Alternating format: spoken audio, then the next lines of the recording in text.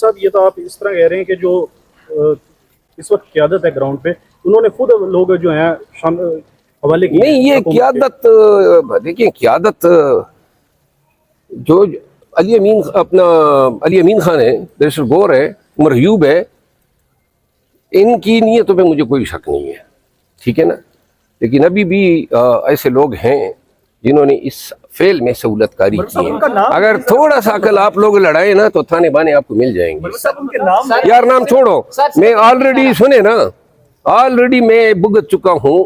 ویسے بھی انہوں نے جا کے مجھے تو پارٹی سے ہی نکلوا دیا تھا، وہ پارٹی نکلوانے کے چکروں سے میں مبرہ ہوں، اور نہ مطلب یہ کہ ان لوگوں میں ہوں جو منتیں اور ترلے کریں۔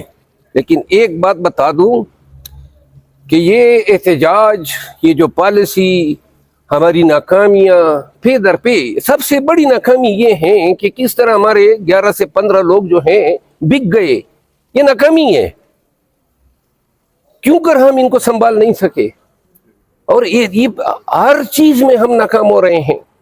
تو لہذا اس کا یہ ہونا چاہیے، احتساب ہونا چاہیے۔ بس لوگوں کو یہ پڑھیے، کوئی کہتا ہے مجھے کور کمیٹی میں لے جاؤ، کوئی کہتا ہے مجھے پولیٹیکل کمیٹی میں لے جاؤ۔ یہ جب احتجاج ہم کر رہے تھے اس وقت تو یہ کوئی کمیٹیاں نہیں تھی، تو لہذا جتنے دیکھیں ٹو دی پوائنٹ، دو ٹوک الفاظ میں ایک فیصلہ ہو کہ دیکھیں فی الوقت ہمیں خان کی رہائی کے لیے free Khan now 1 point agenda ہونا چاہیے، اور احتجاج کرنا چاہیے۔ احتجاج وہ کریں جو کر سکتے ہیں، یہی میں بار بار کہہ رہا ہوں۔ اور اگر احتجاج کی شکل یہ ہوگی جو تھی، میں ایسے کسی احتجاج کا حصہ ببانگ دہل کہتا ہوں نہ بنوں گا، اور نہ میں کسی کے پیچھے تالیاں بجانے والا ہوں۔ احتجاج کی ذمہ داری دیتے ہیں، قبول ہے، دودھ کا دودھ پانی کا پانی 10-15 دن کے اندر پتہ چل جائے گا نا، لیکن ایسے لنگڑے لولے احتجاجوں کا حصہ میں نہیں بنا۔ یہ بتائیے جو آئینی ترامیم ہے، عمران خان کے کہنے پر جو اس وقت لیڈرشپ ہے ان کی جانب سے مخالفت تو کی گئی ہے، لیکن ابھی جو آئینی ترامیم ہو چکی ہیں ان کے اندر جو کمیٹی بنائی جا رہی ہے چیف جسٹس کی تعیناتی کے لیے، اس کی اب نام بھی فائنل کر دیے گئے ہیں، تو کیا یہ تو پھر ایکسیپٹ کر لیا آپ نے ترامیم جو ہوئی ہیں جو اس وقت لیڈرشپ ہے؟ اور ایک میری شرط اور بھی ہوگی، یہ میں کہوں گا کہ پاکستان تحریک انصاف، پہلے میں خان صاحب کو کہوں گا اعلان کر دے کہ یہ لوگ جو بیرون ملک بیٹھ کے جو پاکستان تحریک انصاف کی قیادت پہ الزام تراشیاں کر رہے ہیں، اور ادارے، فوج، اسٹیبلشمنٹ جہاں پہ غلطی ہوتی ہے ہم بھی برا بلا کہتے ہیں، لیکن ایک حد کے اندر رہتے ہوئے گالم گلوچ سے ہم اداروں کا استقبال نہیں کرتے ہیں، لیکن وہ پاکستان تحریک انصاف کا نام استعمال کرتے ہوئے یہ امپریشن دیتے ہیں، اور پی ٹی آئی کے ناسمجھ لوگ جو ہیں ان کے پیچھے۔ تو ایک میں یہ کہوں گا کہ پی ٹی آئی بحیثیت پارٹی ڈیناؤنس کر دے، کنڈیم کر دیں، اور ورکروں کو کہہ دیں کہ ان لوگوں کو ہمارے ساتھ کوئی تعلق نہیں ہے، کیونکہ ان لوگوں کے عوامل، میں آپ کو ایک بات بتا دوں، خان کے خلاف 2 کیسز جو ہیں وہ سوشل میڈیا پہ ان لوگوں کی حرکتوں کی وجہ سے خان کو نتائج بھگتنے پڑے۔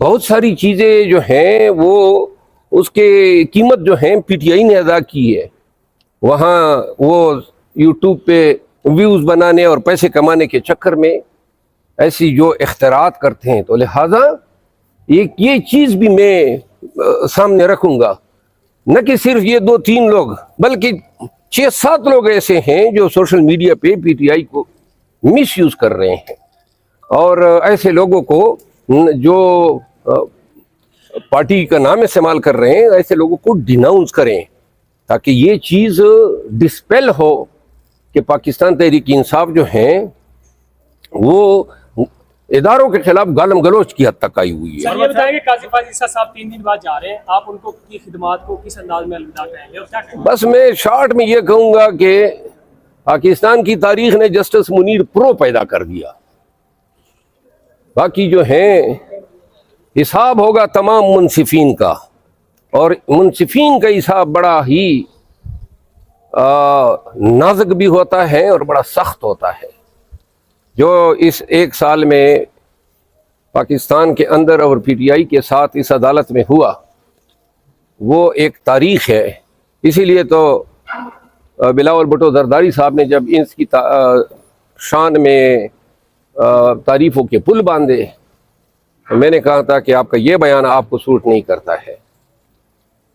3 دن رہ گئے ہیں، کتنے صورت کے ساتھ یہ ہمارے لوگوں کو ڈسکوالیفائی کرتا گیا. اور جناب یہ فیصلہ، جس فیصلے کے ذریعے ضمیر فروشی جو ہے اس کا راستہ کھولا گیا، اس آئینی ترمیم کا راستہ کھولا گیا، اور یہ سب کچھ سہولت کاری سے ہوا. نہ وہ تھا نا، یہ لوگ ہمارے اگر اغوا بھی ہو جاتے تو ان کے کسی کام کے نہیں تھے، کیونکہ ووٹ ان کا کاسٹ ہی نہ ہوتا، کاؤنٹ ہی نہ ہوتا. تو لہذا وقت جو ہیں، اور یہ تمام جج صاحبان جو اتنے مسندوں پہ بیٹھے ہیں، 2 سال ہیں، کسی کے 3 سال ہے، وقت گزر جاتا ہے یوں صورت کے ساتھ. لیکن جب یہ گزر جاتا ہے نا تو تب آئیں اور فریاد کرتے ہیں کہ کاش ہمیں اس وقت ادراک ہوتا. سر آخری سوال، نواز شریف صاحب نے جو شعر پڑھا تھا آئینی ترمیم سے پہلے، اس پہ کیا کہیں؟ نواز شریف صاحب جو ہیں وہ شعر تو پڑھا تھا، میں بھی جوابی شعر کہنا چاہتا تھا، اسپیکر صاحب نے مہلت ہی نہیں دی. آج میں وہ شعر کا جواب دوں گا. صاحب مبارک زیب جیسا نوجوان پاکستان تحریک انصاف کو چھوڑ گیا تو کیا کے پی کے میں ڈاؤن فال شروع ہو گیا پی ٹی آئی کا؟ مبارک زیب جیسے نوجوان کو قائل نہیں کر سکتے، نون لیگ میں شامل ہو گئے. نہیں، مبارک زیب جو ہیں ان کا بھائی میرا دوست تھا مرحوم شہید ریحان زیب، لیکن جب پی ٹی آئی نے ان کو ٹکٹ نہیں دیا تو میں گیا کمپین کے سلسلے میں، اور وہاں باجوڑ کے لوگوں کو بتایا. باجوڑ کے لوگ اور بلکہ پشتونخوا کے بہت سارے لوگ اس کے حق میں نکلے ہوئے تھے اور اس کو کامیاب کرایا. یہ ہم جب آ جاتے ہیں، یہ نشست، یہ منصب صرف ہمارا نہیں ہوتا ہے، ہمارے ووٹر سٹیک ہولڈرز ہیں، ہماری شناخت، ہمارا قبیلہ، ہماری کاسٹ، ہمارے والدین کی تربیت. اور یہ جو گئے ہیں، یہ عثمان اور یہ چھدڑ اور قریشی اور فلاں اور فلاں، کیا منہ دکھائیں گے؟ 1 ارب روپے ملے نا، 1 ارب روپے جو ہیں، اس سے زیادہ ایک کو 1 ارب 25 کروڑ ملے ہیں. تو یہ پیسے کب تک ساتھ دیں گے؟ لیکن جو اپنی خاندان کے لیے، اپنے حلقے کے لیے جو انہوں نے بدنامی لے لی ہے اور اپنی مٹی پلید کی ہے، تو لہذا، اور یہ جو باجوڑ کے لوگوں کو میں گیلا کروں گا، بڑا مجھے کنڈیم کر رہے تھے نا کہ زیادتی کی ہیں آپ آئے اور میرے خلاف کمپین بھی چلائی. اب جواب دو باجوڑ کے لوگوں کہ تمہارا فیصلہ جو ہے بحیثیت قوم غلط تھا، اور آج آپ کی اس نمائندے کی فیصلے کی وجہ سے پورے باجوڑ کی طرف انگلیاں اٹھ رہی ہے. اور باقی ان کا تو میں ذکر ہی نہیں کر رہا ہوں. وہ جو ایک سانڈ کی طرح تھا، وہ جو سہوال والا ہے، عثمان نام ہے نا، ہاں، اور ایک اور تھا خبیث، چہرہ چھپا رہا تھا. ہم تصویر لے رہے تھے، میں اور عمر ایوب. اور لہٰذا، اور یہ اب عوام کا کس طرح سامنا کرنا پڑیں گے؟ مجھے پتہ ہے یہ پبلک میں جائیں گے لوگ، ان کے منہ پہ گوبر ملیں گے. بہت شکریہ سر.